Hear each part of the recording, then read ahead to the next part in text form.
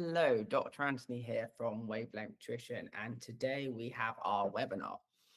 In our webinars, we talk about a topic that's very important for parents, and we answer some questions where it'll be really useful looking forwards. So today we have Nathan, who Hello. is a teacher, examiner, and has a master's in education, has seen many GCSE students through. And this is our topic, which is helping your child choose the right GCSE. So we'll have a little Q&A at the end. So if you've got any questions, pop them in the chat. And yeah, go ahead, Nathan. Really looking forward to this one. Awesome. Thank you very much, Anthony. Yes, so hello, I'm Nathan, and today we are talking about how to help your child choose the right sort of GCSE options for them. So if you're kind of watching this, you're probably either feeling sort of slightly overwhelmed by the options that are there, maybe even panicked about it. Hopefully it's not that extreme. Or just sort of want to know the best way that you can kind of steer them in the right direction without being maybe overbearing or something like that. Now, these GCSE options do can feel really big. Schools present them as a really important thing, and they are. And if you pair that with other parents talking about them like they're kind of their destiny, and you quite often get parents who kind of, it feels like that they've got everything sorted out and that their child knows what they want to do and their whole life's planned ahead of them, and maybe you're not feeling the same. They do matter, these options, but they're not a life sentence. You know, you can change your mind. Your child can change their mind later, and we're not choosing a career here. We're just choosing 2 years of schooling. So, I want you to leave today, after this webinar, with ultimately clarity on how to help your child make the best decisions for them without making the decision for them. That's important that we do that. To help you do that, give you a framework so that you can pick those things together. Have the confidence to support as well. So, you know, knowing how the system works, knowing the framework means that you'll have the confidence to do that, and that you'll have fewer worries yourself.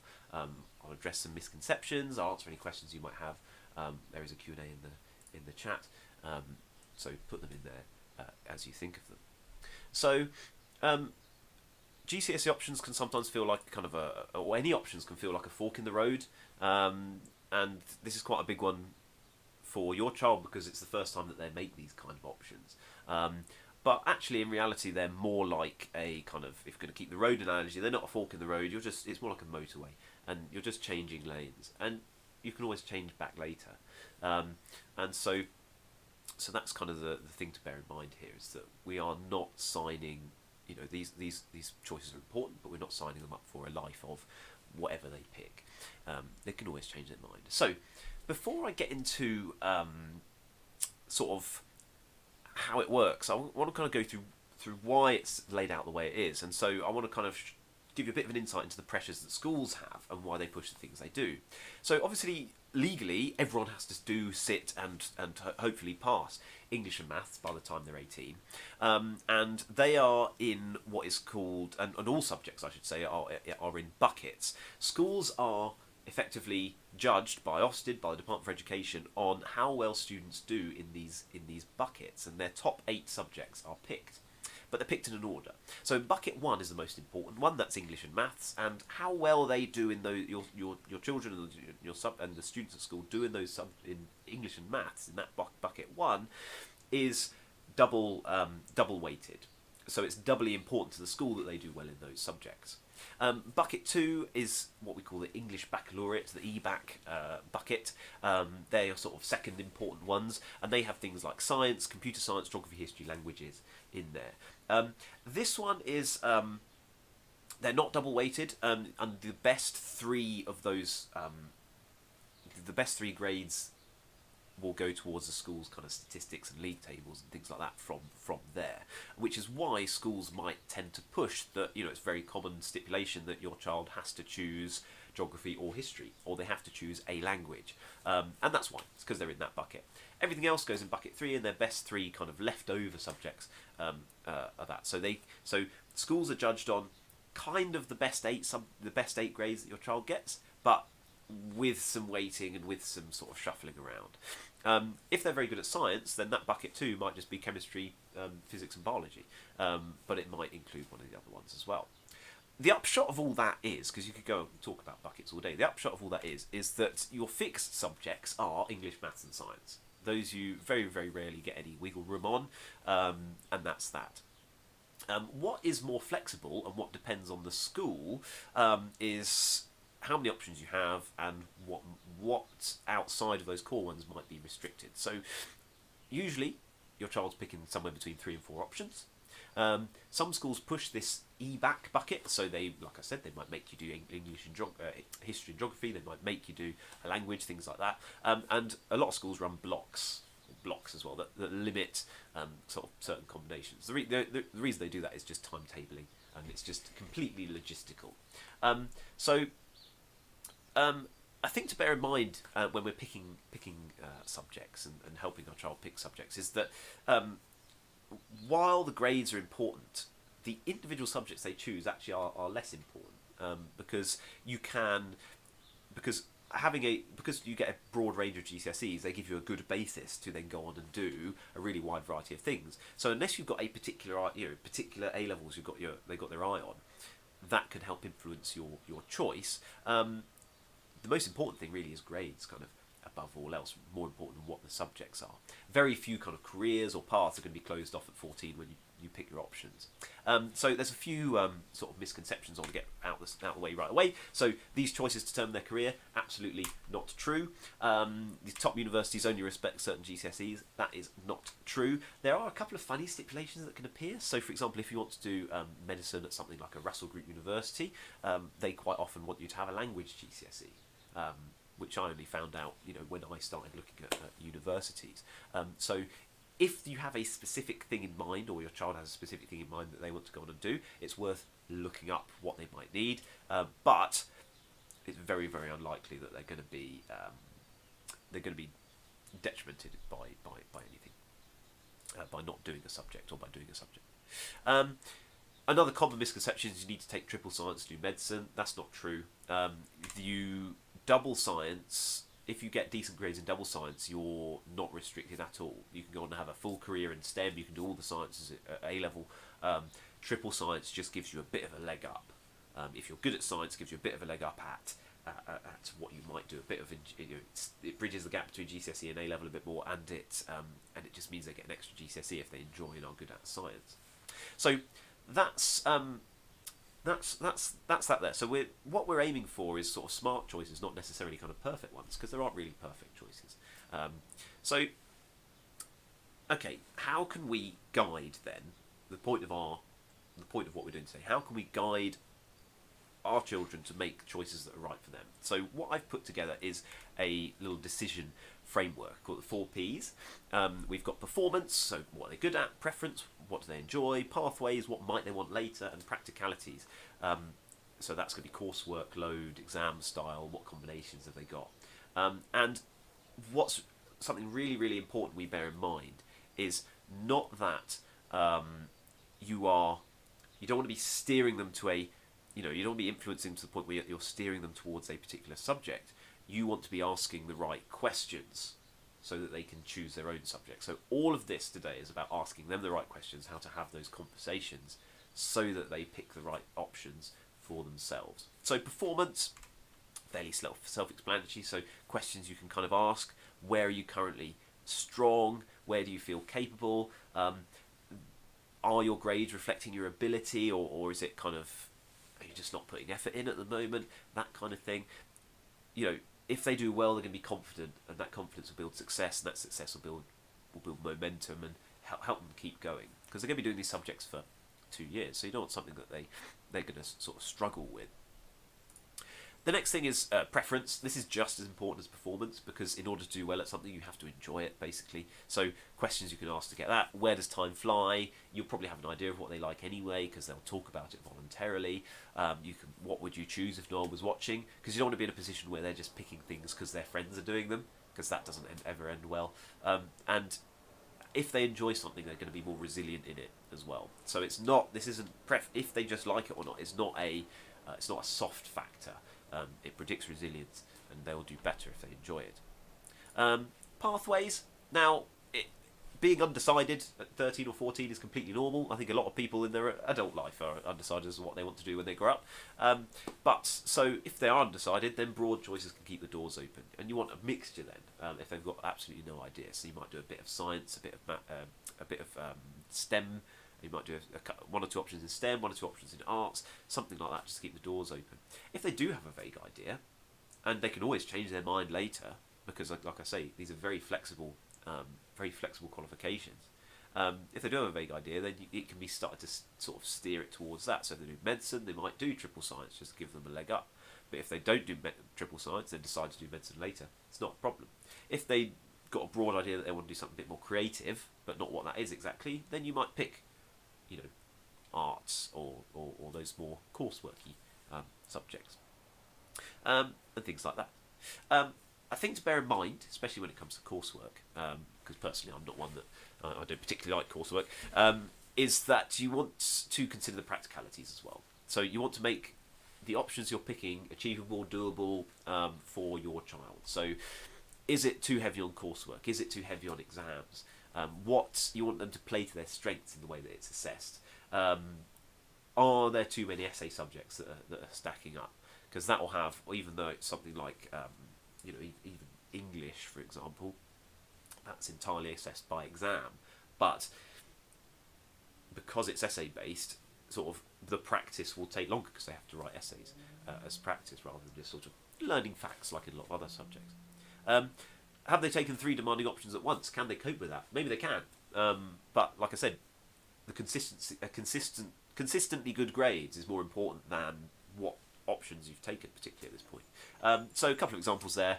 If they take something like art, drama and geography, each of them are really, really heavy on coursework. Art is notoriously heavy on coursework, so you just want to make sure, maybe if they're happy with coursework, then great, but if they are concerned at that, that's something you might want to raise with them as a talking point. They might be picking triple science, languages and further maths. They're all really high cognitive load subjects, so can they do that? Are they good at them? Do they enjoy them? Are they just picking them because it's ambitious, or are they picking them because they like it? And ultimately you want a balance in what they're doing. So I've got a few examples here to try and help you out. Now, for each of these examples, I'm not going to give what options I think they should do, because I don't know what options they think they should do. That is up for the individual child to decide. So what we're focusing on here, like I said earlier, is questions. What questions we're going to ask them. So example 1, we've got a creative child. They love art, but they aren't particularly academic. Maybe they're getting average or below average grades in sort of these core subjects.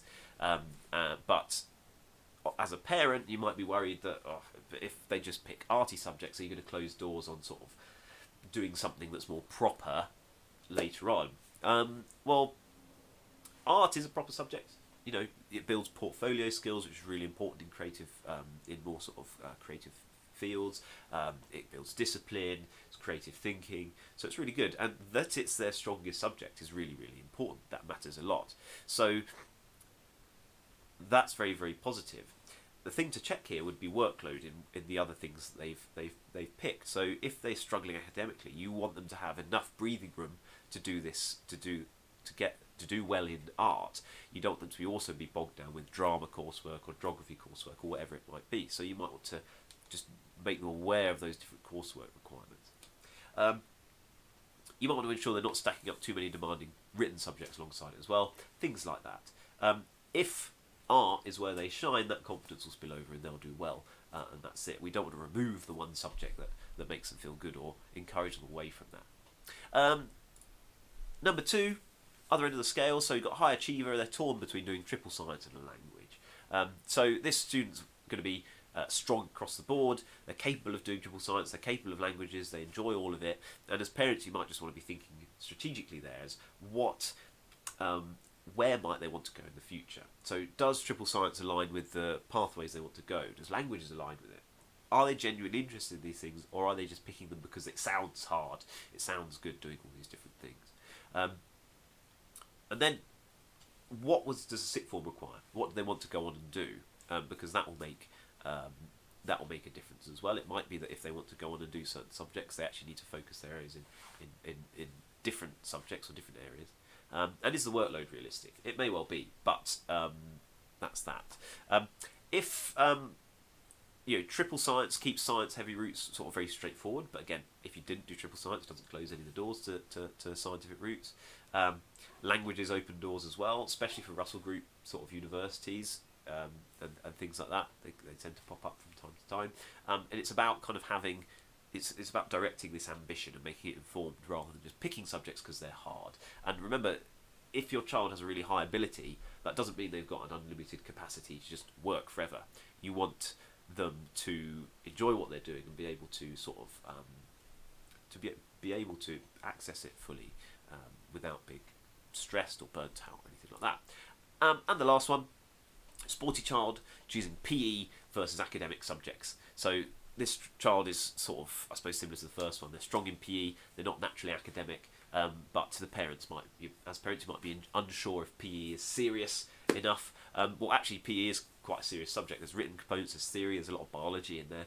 So, if it's aligned with their future interests, then it could be a really solid choice to make. If they're going into some coaching or sports journalism or something like that. So the question you want to be asking there is it aligned with their future interest? Does it balance with the other subjects that they're taking?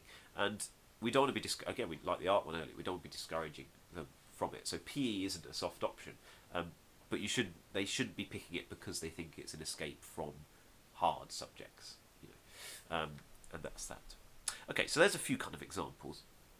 Next thing we'll look at, so we're sort of getting into the sort of the end here, is what universities and employers actually care about. So they don't particularly care about what subjects you have at GCSE once you get past A levels. So you need certain GCSEs to do certain A levels potentially, but once you get to university and employer kind of level, it's less important what you have and more important that you've got good grades and you've got them consistently. That you've shown by doing that, therefore they've shown academic resilience, they've shown they've got a good work ethic and things like that. On your CV, it's probably unlikely that you list every single one of your GCSEs. You probably just put you've got 8 GCSEs from A to C or something. And so having strong grades is more important than the individual ones. They're very unlikely to ask something like, well, did you take GCSE business studies? Because as soon as you've got any real world experience, it doesn't really matter. So yeah, GCSEs open doors, but they very, very rarely slam them shut. Okay, so another thing I'm conscious of, as a teacher, we see quite often students who are kind of, they might end up taking subjects that their parents feel they should because they're pressured into it, or they feel pressured into it, even if it's not done kind of overtly by the parent. And because it's what their parents want to do, it's not what they want to do, they end up not doing very well, even if they are quite capable, they could do it, because they just don't have the motivation. So really common pitfalls that parents can make is that you want to be supporting them, not steering them. So try not to project your own regrets onto them. Don't just don't try and push subjects just because there's something that you wanted to do but didn't. That's a really important one. We see that quite a lot in school. Don't choose something just because it appears hard, because ultimately they're going to be doing sort of up to sort of 10, 12 in some schools, some subjects, and that's a lot. And so they need to enjoy what they're doing, and it needs to be manageable as well. And every subject has good career paths forward from it, because again, the GCSEs, they're very broad. You're just making a basis for them to grow from in future years. So status shouldn't be considered really. You don't want to ignore the workload that they're going to be putting through and that they're going to get going through. You want to make sure that they've got that balance there. You don't want to over-prioritise EBAC sort of subjects, which tend to be sort of the harder subjects, sort of similar to choosing based on status there. Probably didn't need to put that one. And you don't want to underestimate their stress tolerance. You want them to be relaxed. You want them to not burn out, basically, which is really, really easy to do if you've picked difficult subjects. So your job basically isn't to design their CV for them at 14 or to pick options for them. You just want to be asking them the right questions so that the decisions they make are informed, but they are their decisions, and that you know that they have considered everything. So if they go and pick 3 really hard subjects, that they know what that entails, and then you've done your job, whatever they decide to pick. So as well, when we're doing this, we want to keep it supportive. Regardless of what you might really think about certain subjects, you want to keep it supportive. So instead of saying something like, I don't know, that won't lead anywhere, which is really stereotypical of something like art or PE or something like that, isn't it? So that won't lead anywhere. You want to be supportive, and you want to be asking questions that you can get something out of. So instead of that won't lead anywhere, say, well, why do you find that subject enjoyable? Maybe it's an aspect that will be in another subject as well that you could also make them aware of. If they don't like a subject, well, what feels difficult about it? Maybe it's something that, something difficult in that subject they don't like is also in another one. So it's things like that, finding these patterns. How confident do you feel in it? So you want things that they feel confident in, or that they think they can grow their confidence in. And so you want to listen more than you speak. You want to reflect back what they say, so that you are being a sounding board for them effectively, and ultimately they need to make their own decision with your guidance. And then that is, that you've done your job as well as you possibly can there. But it has to be their decision, because it's their life, it's their option.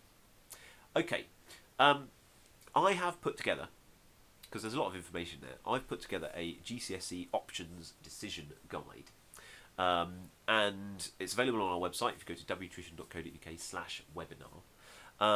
And basically your child can do this, or you can do it with them, and you can download this, print it off, and then just have a relaxed conversation about half an hour, just answering the questions on there. And what I'm hoping that would do is give you and them clarity as to what in reality they'd like to do, what would be good for them. And so it's just a couple of pages designed to sort of stimulate a meaningful, thoughtful conversation about this, so that you can support them in the best way possible. So just to finish off then,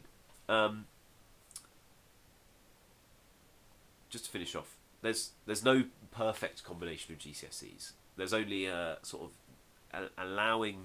there's only a sort of a thoughtful, informed choice. You want your child to be confident in their choices and not panicked about them. That goes for you as well. You want to make sure that they have balance in their choices that they've made, rather than feeling pressure about, coursework or anything like that.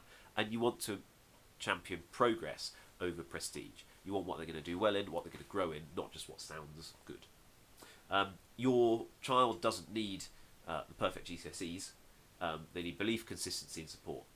And if you need any support from us here at Wavelength Tuition, then we, of course, are very happy to give that as well, whether that be advice about options, whether it be advice about anything else, or whether it be tuition. Thank you very much. Back to Anthony. That's great. Thanks, Nathan. It's really insightful, because I know at sort of 14 there's a lot of panic, because you feel like you're making a decision for the rest of your life, which in some ways you kind of are, but in reality, hearing it from you and your experience in education, I now know that decision, okay, it's important, but it's not the end of the road if the decision is wrong. Yeah, absolutely. We got some questions come in, and one key one that I've been asked a fair few times is, what is the difference between triple science and double science? So is it 2 GCSEs and 3 GCSEs? Do they do more work? More yes. lessons? Sort of what does that, and like, how does that practically look? So yes, as standard, your average school will offer double science as science, and it's called double because you get 2 GCSEs out of it. So you do, physics, chemistry, biology, but you'd get 2 GCSEs out of it, and it's kind of an average of the 3. And your GCSE you get is called science, and your grades will be next to each other. So you might get a 5.5 or a 5.6 or whatever that might be. If you do triple science, then that goes from being just 2 GCSEs in science to being a GCSE in each science as separate subjects, and so they can be different, quite wildly different to each other. You can do with double science anything you can do with triple science, but triple science helps to bridge that gap between GCSE and A level. So it gives you just that little bit more information. You do have to learn a little bit more. And the more bits you have to learn are a little bit harder in some ways, because like I said, it's bridging that gap. So if you're a skilled scientist, then and that's something you want to do, then and you're fairly certain you want to do that sort of thing at A level, then triple science is a fantastic choice to make. But like I said, if you're not sure about that, you can just do double, and you could do double science as long as you do okay in it. You could then go and do all three sciences at A level. You just might have to do a bit more kind of catching up over summer, but it's really not that big of a difference. Yeah. So on that sort of question, you mentioned PE and like there's coursework. Now, I think this is probably a bit of a misconception that parents may have. Do you think something like the PE, GCSE, and biology tied together, is that what you were implying, or There's like? a there's a lot of crossover between the two. Mm, So I mean, I was teaching at school the other day. I was teaching a lesson on respiration, mm, and anaerobic respiration, which is the build-up of lactic acid, happens in muscles when you run out of breath. Um, I actually got some PE students in the room to teach that to everyone else because they do that in more detail in PE than they do yeah, it in than they do in biology. Because in biology, you just have to remember the equation that glucose turns to lactic acid and energy. yeah, But in PE, they'll talk about delayed onset muscle soreness. They'll talk about what's the other one? It's like EPOC or something. Can't remember. I don't teach PE, but they do it in much more detail. And so it appears on the surface as if it's going to be quite an easy subject. You think, oh, I'm just going to kick a ball about for a couple of years. yeah. It's easy, but it's not. There's quite a lot of theory, and it's at quite a high level. Ah, that's really interesting to hear. So there are some subjects that are only available sort of at A level. One that comes to mind, there might be GCSE, but I don't know many schools that offer it, is psychology. Yeah. How would you deal with that? If, say, you're very interested in psychology, how would you approach that? Is there a limiting factor? Like, Yeah. what do I need to do to be able to do that A level before? So for a lot of subjects like that, you can be taught the whole A level at A level with relatively little pre-knowledge. So, I think every school I've worked in has not offered psychology as a GCSE, but they have offered it at A level. And so, if that's the case, then you probably don't need GCSE to do it. Again, it's kind of like that triple science, going on to do science kind of argument, is that a lot of what you need for psychology will be those basics will be covered in other subjects in some ways in terms of the skills you need and a few sort of things you need. So you might need a decent science score to understand some biology in terms of what's going to happen with the brain, but your everything you need to know will be covered at A level. And so especially in a school where it teaches it at A level but doesn't do it at GCSE, you won't need it at GCSE to go in. But again, that's just something to check the entry requirements of. But it's very unlikely that subjects like that. It's very unlikely that if the school doesn't offer it, you won't be able to do it, because otherwise they'd have to offer it to their students. I'm going to squeeze in two more questions, if that's all right. Absolutely. What, when would you start raising the question of GCSEs to your child? At what sort of age? When would you want to say do the guide that is provided? So the guide that I've made, I'd probably want to do that sort of when you're picking the options. It varies from school to school. So some schools pick their options in year 8, some schools pick their options in year 9, because some schools start GCSEs in year 9, so they have to pick them in year 8. So it depends on the school. You probably don't need to put too much thought into it before actually making the sort of starting to put the decisions together, because you kind of want a broad what you want to know is kind of what they're good at and what they're good at and where they might want to go in terms of A levels and so on, and you're gonna get that they're gonna know that just by being in school and going to lessons, and so you probably don't particularly need to have this sort of conversation until you're picking the options, but these sorts of questions are helpful to ask, just dripping them into everyday life, because then you understand how they're doing and how they're getting on, and and if they need any extra help. Yeah. So my last question is, what was your most unexpected enjoyed GCSE? Oh, I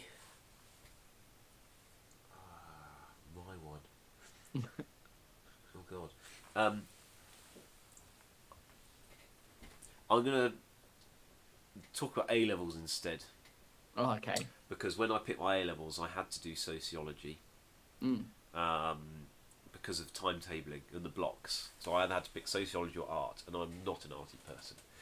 So I picked sociology, and I thought I would be bored stiff. But actually, it was really interesting. I only got a C in it, I think. But yeah. So I think that's probably the one. Something like sociology, and that one, there's no GCSE for that either. So you just sort of go into it and start learning. But yeah, that was quite interesting. In terms of GCSE, I don't know. I guess I didn't think I'd like RE very much, and I ended up quite enjoying that as well.